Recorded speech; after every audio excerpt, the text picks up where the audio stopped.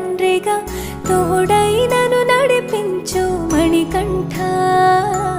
కష్టాలే తరిమినా కన్నీరే ముంచిన నీవే నాకు దిక్కు కదా అయ్యప్ప.